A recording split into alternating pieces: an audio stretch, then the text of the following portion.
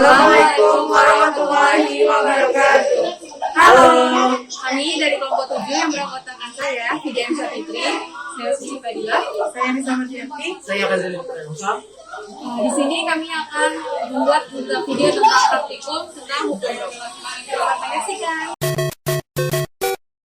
Tujuan dari praktikum ini yang pertama memperlihatkan pengaruh komposisi terhadap titik didih campuran.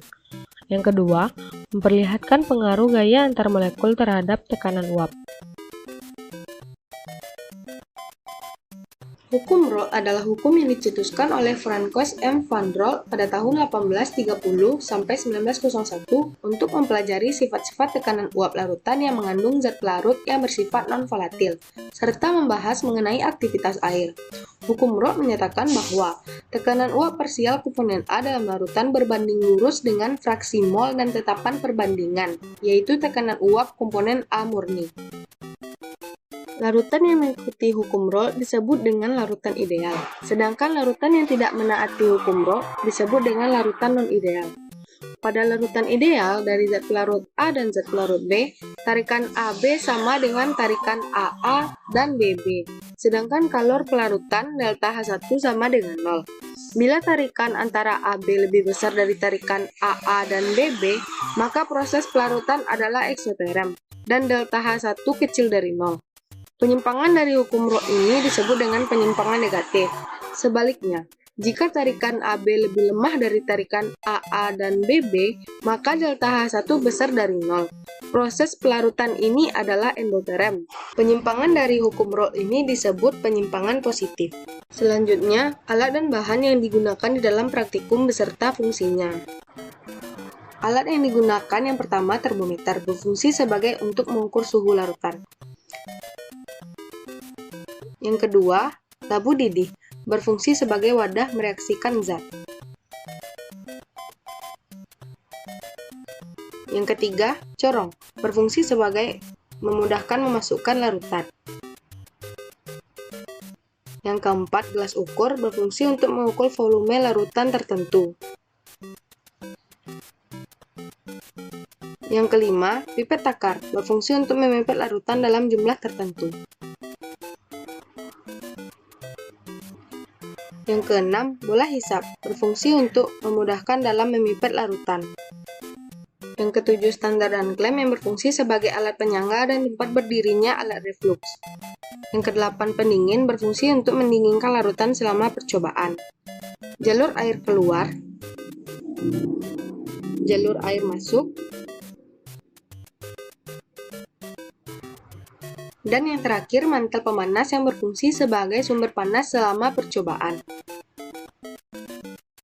Untuk bahan yang digunakan pada praktikum hukum Rolle yaitu, yang pertama, kloroforum yang berfungsi sebagai sampel uji, yang kedua, aseton yang berfungsi sebagai sampel uji, dan yang ketiga, vaselin berfungsi untuk mencegah rongga udara pada alat reflux.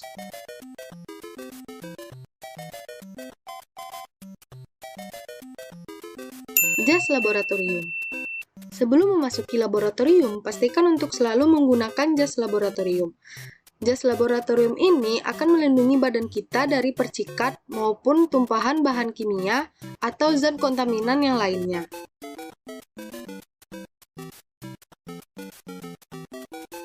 Selanjutnya, name tag, berguna agar asisten laboratorium mengenali siapa diri kita. Masker. Masker berguna untuk melindungi hidung dan mulut dari zat-zat kimia yang berbahaya. Kemudian, masuk ke laboratorium dengan rapi dan tertib. Selanjutnya, ada respirator, berguna untuk menyaring udara dari partikel pengotor atau zat kimia yang berbahaya untuk dihirup.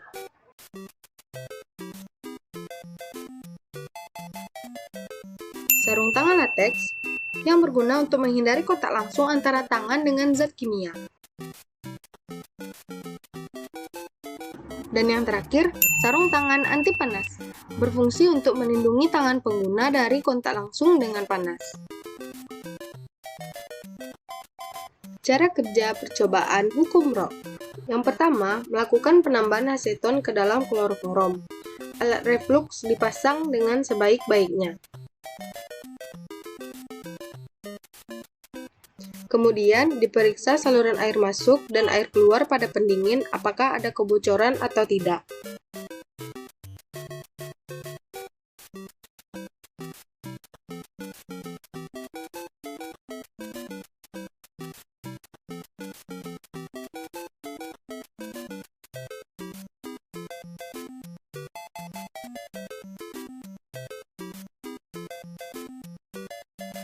Lalu, sebanyak 10 ml kloroforum diambil di dalam lemari asam.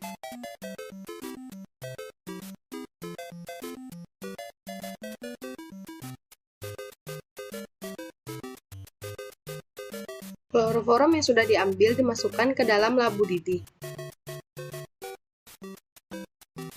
Kemudian, jangan lupa untuk mengoles vaselin ke alat reflux. Dan alat reflux dirangkai kembali.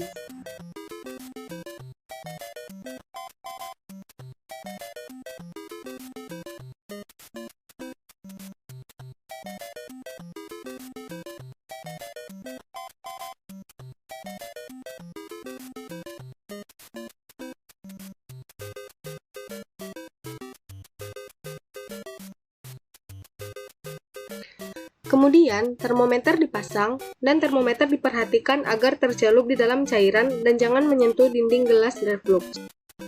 Lalu pemanas dihidupkan, dipanaskan hingga mendidih, dan suhunya dicatat.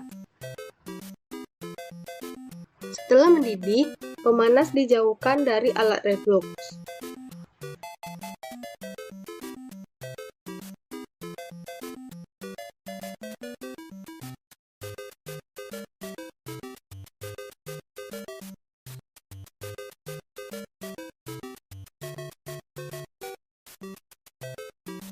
Kemudian dilakukan penambahan aseton sebanyak 2 ml ke dalam labu didih.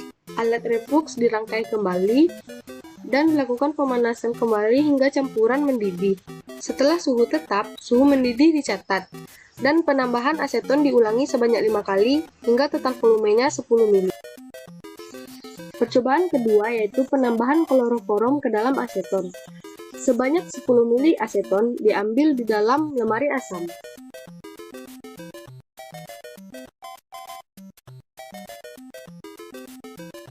Aseton yang sudah diambil dimasukkan ke dalam labu didih. Kemudian, jangan lupa untuk mengoles vaselin ke alat reflux. Dan alat reflux dirangkai kembali.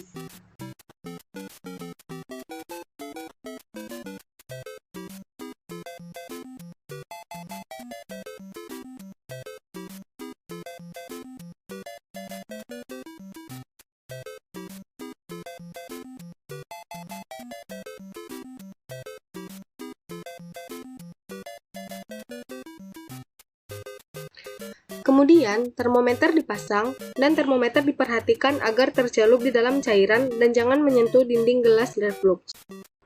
Lalu pemanas dihidupkan, dipanaskan hingga mendidih, dan suhunya dicatat. Setelah mendidih, pemanas dijauhkan dari alat reflux.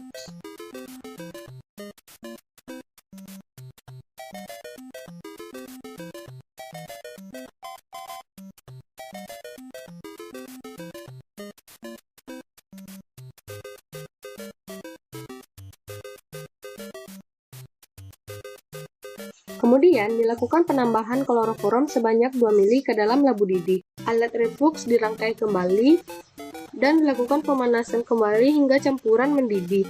Setelah suhu tetap, suhu mendidih dicatat dan penambahan kloroforum diulangi sebanyak 5 kali hingga total volumenya 10 ml. Setelah percobaan selesai, pemanas dimatikan, rangkaian alat reflux dilepaskan,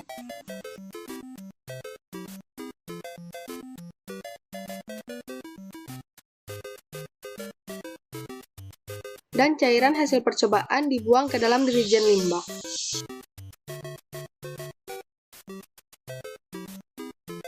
Alat pelindung diri yang digunakan dilepaskan, alat-alat praktikum dirapikan, dan diletakkan kembali ke tempat semulanya.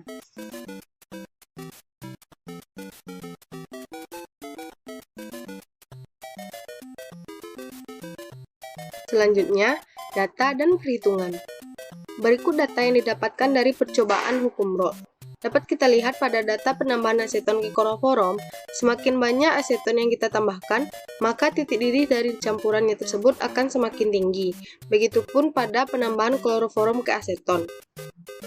Dan berikut ini merupakan perhitungan dalam percobaan penambahan aseton ke dalam kloroforum.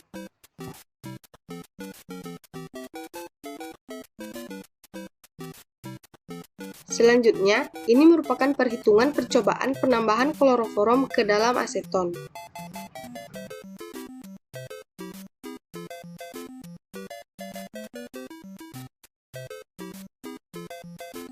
Berikut ini merupakan grafik percobaan penambahan aseton ke dalam kloroforum dan grafik penambahan kloroforum ke dalam aseton.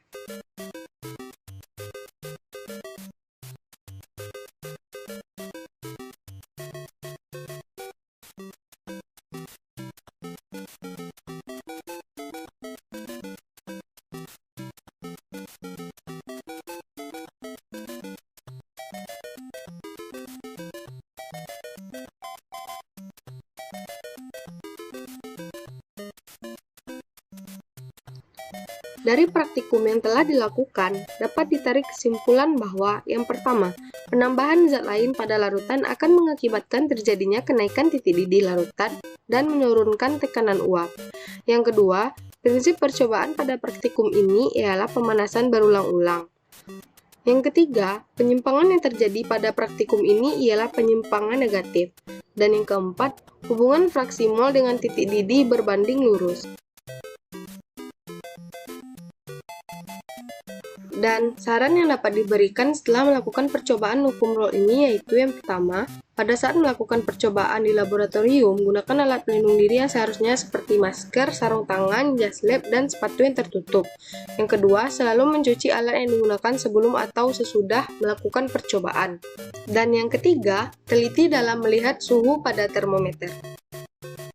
Sekian video praktikum hukum Roth kali ini. Kami kelompok 7 mengucapkan terima kasih. Assalamualaikum warahmatullahi wabarakatuh. Dadah.